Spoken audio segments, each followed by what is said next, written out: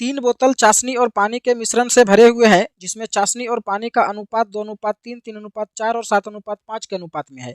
कह रहा है पहले बोतल से 10 लीटर और दूसरे बोतल से 21 लीटर मिश्रण लिया जाता है।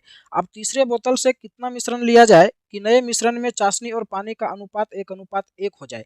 ये सवाल 2023 में हुए सीजीएल के मेंस एग्जाम में पूछे गए हैं। और इस वीडियो में हम मिक्सचर एंड एलिगेशन के टॉप 10 क्वेश्चन के बारे में बात करेंगे, जो हाल ही में हुए सीजीएल के एग्जाम में पूछे गए हैं। और इसके लिए हम आपको ऐसा आसान टेक्निक बताएंगे कि इन सभी सवालों को आप कुछ ही सेकंड में कर सकते हैं।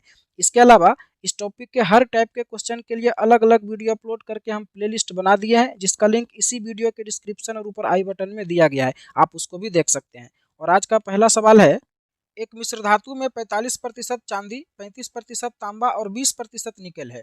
40 किलोग्राम मिश्र धातु में कितना चांदी और मिलाया जाए कि चांदी 60% हो जाए। तो देखिए यहाँ पर क्या मिलाया जा रहा है, चांदी मिलाया जा रहा है। इसका मतलब चांदी के अलावा जो भी मटेरियल इसमें होगा वो पहले जितना होगा। तो बस हम यही करेंगे, चांदी के अलावा जो भी मटेरियल है उसको दोनों ही पोजीशन में बराबर कर देंगे, चांदी मिलाने के पहले और चांदी मिलाने के बाद। तो देखिए टोटल मिश्र धातु है 40 किलोग्राम और 40 किलोग्राम में चांदी है 45%। तो दूसरा चीज कितना होगा, 55%। तो 40 का 55%। अब जब कुछ चांदी इसमें मिलाया जाता है तो चांदी हो जाता है 60%। तो दूसरा चीज कितना बचेगा, 40%। किसका 40%, टोटल का। तो अब टोटल मिश्रण कितना है, तो देखिए पहले है 40 किलोग्राम और इसमें कुछ चांदी मिलाया जाता है। तो मान लिया जाए कि चांदी मिलाने के बाद टोटल मिश्रण हो जाता है x किलोग्राम। तो x का 40% हो जाएगा दूसरा चीज चांदी के अलावा। तो ये दोनों बराबर होगा। अब जब इसको सोल्व करेंगे तो 40 से 40 कट जाएगा और 100 से 100 कट जाएगा। तो x इज इक्वल टू आ गया 55। और x क्या है, तो चांदी मिलाने के बाद टोटल मिश्रण है, यानी कि चांदी मिलाने के बाद टोटल मिश्रण हो गया 55 किलोग्राम और पहले कितना था 40 किलोग्राम। तो कितना चांदी मिलाया गया, 15 किलो। तो सी ऑप्शन आंसर हो जाएगा। तो इस तरह के सवाल को आप 5-7 सेकंड में कर सकते हैं। देखते हैं अगले क्वेश्चन को। अगला क्वेश्चन है, 30 लीटर के एक मिश्रण में 25% स्प्रिट है और शेष पानी है। यदि इसमें 5 लीटर पानी और मिला दिया जाए तो मिश्रण में स्प्रिट का प्रतिशत कितना होगा। टोटल मिश्रण है 30 लीटर और इसमें स्प्रिट है 25%। तो कितना लीटर स्प्रिट हो जाएगा, 30 का 25%। तो इसको काटेंगे 4 बार में और 4 से भाग देंगे 30 में तो आएगा 7.5, यानी कि इसमें 7.5 लीटर जो है वो स्प्रिट है। तो 7.5 लीटर स्प्रिट है। अब कह रहा है कि 5 लीटर पानी मिलाने के बाद कितना प्रतिशत स्प्रिट होगा। तो पानी मिलाने के बाद भी स्प्रिट 7.5 लीटर ही होगा, लेकिन टोटल मिश्रण बढ़ जाएगा, है ना। पहले था 30 लीटर, अब 5 लीटर पानी मिलाएंगे तो टोटल मिश्रण हो जाएगा 35 लीटर, यानी कि कह सकते हैं कि 7.5 लीटर स्प्रिट है टोटल 35 लीटर में। तो कह रहा है कितना प्रतिशत है, यानी कि 100 में कितना है, बस यही आंसर हो जाएगा। इसको सोल्व करेंगे तो 7×5 = 35 और 20×5 = 100 और ये पॉइंट से जीरो समाप्त हो जाएगा। तो देखिए ऊपर कितना बचेगा, ऊपर हो जाएगा 75 दूना 150 और नीचे है 7। तो 7 से भाग करेंगे 150 को तो 21/3/7% आंसर हो जाएगा। अगर समझ में आया तो वीडियो को लाइक और शेयर जरूर करिए। देखते हैं अगले क्वेश्चन को। अगला क्वेश्चन है, एक कार्यालय के सभी 540 कर्मचारियों का औसत वेतन 6,000 रुपया है। यदि अधिकारियों का औसत वेतन 15,000 रुपया और बाकी का औसत वेतन 5,000 रुपया है तो अधिकारियों की संख्या कितनी है। तो इस तरह के सवाल को एलिगेशन मेथड से बहुत जल्दी किया जा सकता है। देखिए जो अधिकारी है उसका औसत वेतन है 15,000 रुपया, है ना। और जो अन्य कर्मचारी है उसका औसत वेतन है 5,000 रुपया। और टोटल मिला करके जो औसत वेतन है टोटल कर्मचारी का वो है 6,000 रुपया। तो यहाँ पर क्रॉस में माइनस करके एलिगेशन लगाएंगे तो देखिए 6,000 में 5,000 को माइनस करेंगे तो 1,000 बचेगा और 15,000 में 6,000 को माइनस करेंगे तो 9,000 बचेगा। तो यही हो जाएगा अधिकारी और कर्मचारी की संख्या का अनुपात। तो के से के कट जाएगा, यानी कि 1:9 के अनुपात में अधिकारी और कर्मचारी है। अब कह रहा है कि टोटल कर्मचारी 540 है, यानी कि 1 और 9 10 यूनिट का वैल्यू दिया हुआ है 540। तो कह रहा है कि अधिकारी की संख्या कितना है, तो अधिकारी की संख्या हो जाएगा 1 यूनिट।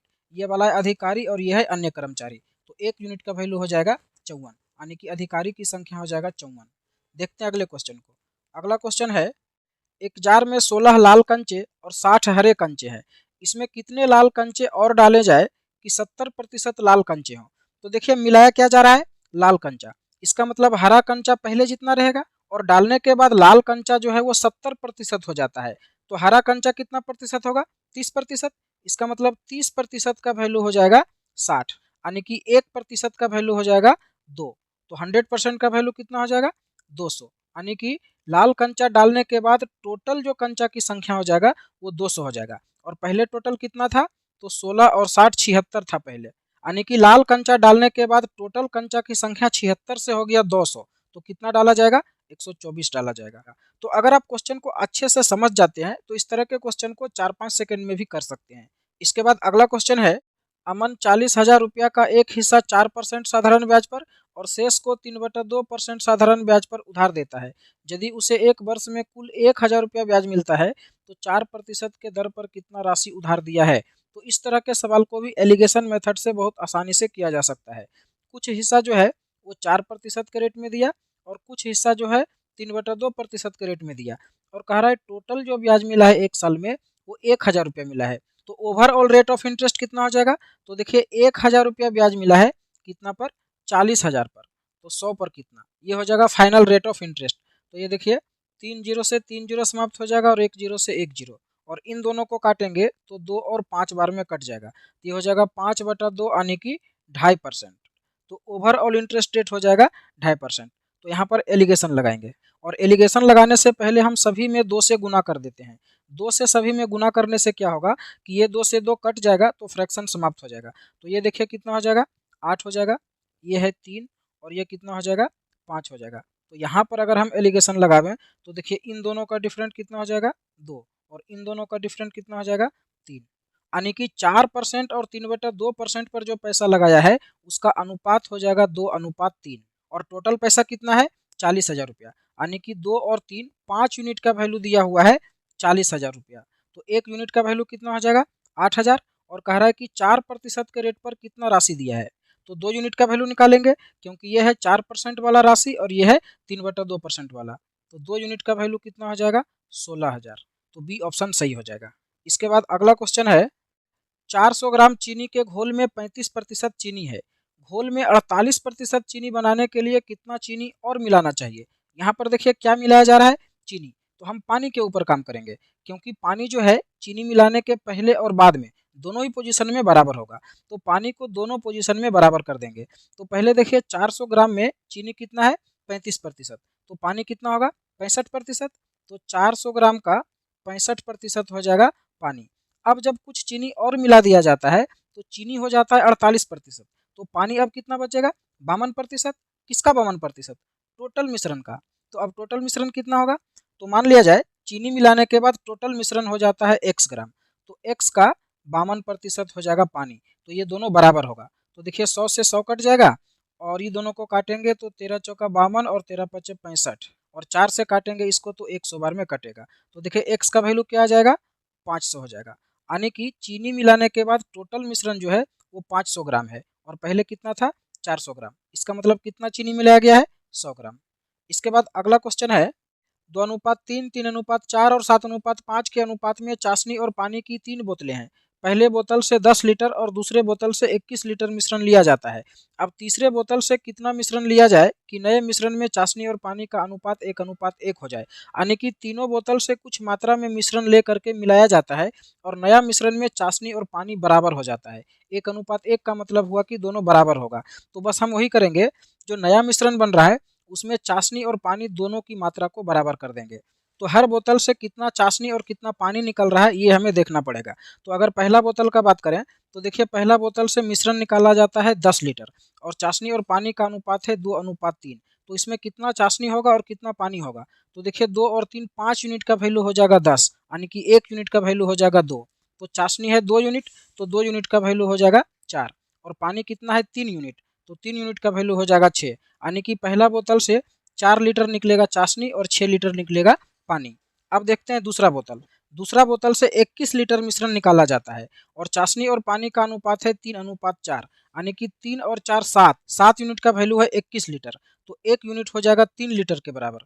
तो चाशनी है यहाँ पर 3 यूनिट, तो 3 यूनिट का वैल्यू हो जाएगा 9 लीटर, यानी कि 9 लीटर चाशनी हो जाएगा। और पानी कितना हो जाएगा, तो पानी है 4 यूनिट, तो 4 यूनिट हो जाएगा 12 लीटर के बराबर, तो पानी हो जाएगा 12 लीटर। अब कह रहा है कि तीसरा बोतल से कितना मिश्रण निकाला जाए। तो मान लिया जाए कि तीसरा बोतल से निकाला जाता है x लीटर और उसमें चाशनी और पानी का अनुपात है 7:5। तो चाशनी कितना हो जाएगा, चाशनी हो जाएगा 7x/12 और पानी कितना हो जाएगा, पानी हो जाएगा 5x/12। यानी तीनों बोतल मिला करके इतना होगा चाशनी और इतना हो जाएगा पानी, और ये दोनों बराबर होगा। तो इसको सोल्व करेंगे तो देखिए 7x/12 में माइनस कर देंगे 5x/12 को, तो बचेगा 2x/12। और इधर देखिए हो रहा है 9 और 4 13, और इधर हो रहा है 12 और 6 18। तो इसको इधर लाके माइनस कर देंगे तो 18 में से 13 माइनस होगा तो 5 बचेगा। तो देखिए इसको सोल्व करेंगे तो ये 6 बार में कट जाएगा, तो x का जो वैल्यू है वो हो जाएगा 30, यानी कि तीसरा बोतल से 30 लीटर मिश्रण निकाला जाएगा। उम्मीद करते हैं कि आप इसको समझ पाए होंगे। इसके बाद अगला क्वेश्चन है, एक बीकर में अम्ल और पानी का अनुपात 1:x है। जब 300 ml मिश्रण को 50 ml पानी के साथ मिलाया जाता है तब अम्ल और पानी का अनुपात 2:5 हो जाता है। तो x का मान क्या होगा? 300 ml मिश्रण में 50 ml पानी मिलाया जाता है, यानी कि टोटल मिश्रण हो जाएगा 350 ml, और इसमें अम्ल और पानी का अनुपात क्या है? 2:5, यानी कि 2 और 5 7 यूनिट का वैल्यू हो जाएगा 350 ml। तो 1 यूनिट किसके बराबर होगा? 50 ml के बराबर। तो अम्ल है 2 यूनिट, तो अम्ल कितना हो जाएगा? 100 ml, और पानी है 5 यूनिट, तो पानी कितना हो जाएगा? 250 ml। तो अम्ल होता है 100 ml और पानी होता है 250 ml। कब? जब 50 ml पानी मिलाया जाता है 300 ml मिश्रण में, तब।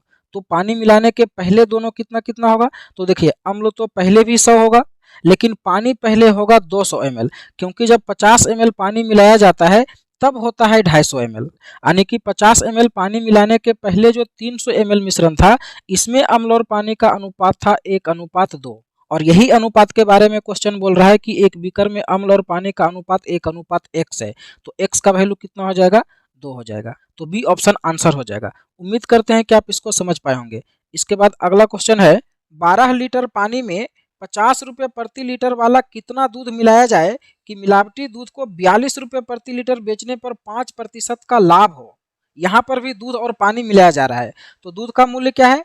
50 रुपये प्रति लीटर, और पानी का मूल्य क्या होगा? 0 रुपया प्रति लीटर, और जो मिश्रण है उसको 42 रुपया प्रति लीटर बेचने पर 5% का लाभ होता है, यानी कि 42 रुपया जो है यह है 105% का वैल्यू। तो इसका क्रय मूल्य क्या हो जाएगा? यानी कि 100% का वैल्यू क्या होगा? तो देखिए 20 पचे 100 और 21 पचे 105, और 21 से इसको काटेंगे 2 बार में, तो ये हो जाएगा 20 दूना 40, यानी कि जो मिश्रण है उसका मूल्य है 40 रुपया प्रति लीटर। तो यहाँ पर एलिगेशन लगाएंगे तो दूध और पानी का रेशियो पता चल जाएगा। तो 40 में 0 को माइनस करेंगे तो 40 होगा, और 50 में 40 को माइनस करेंगे तो 10 होगा। तो दोनों का रेशियो क्या हो जाएगा? 4:1। तो कह रहा है कि 12 लीटर पानी में कितना दूध मिलाया जाएगा, यानी कि पानी दिया हुआ है 12 लीटर, तो पानी इधर वाला है, यानी कि इसका वैल्यू दिया हुआ है 12 लीटर, तो इसका वैल्यू क्या होगा? तो ये देखिए सीधा सीधा 12 गुना है, तो ये भी 12 गुना हो जाएगा, तो हो जाएगा 12 चौका 48, यानी कि 12 लीटर में 48 लीटर दूध मिलाएंगे तब मिश्रण को 42 रुपया प्रति लीटर बेचने पर 5% का लाभ होगा। एक व्यक्ति एक कंप्यूटर और एक मोबाइल खरीदा। उसने कंप्यूटर को 15% के लाभ पर और मोबाइल को 10% के हानि पर बेचा। इस प्रकार पूरे सौदे पर उसे 5% का लाभ हुआ।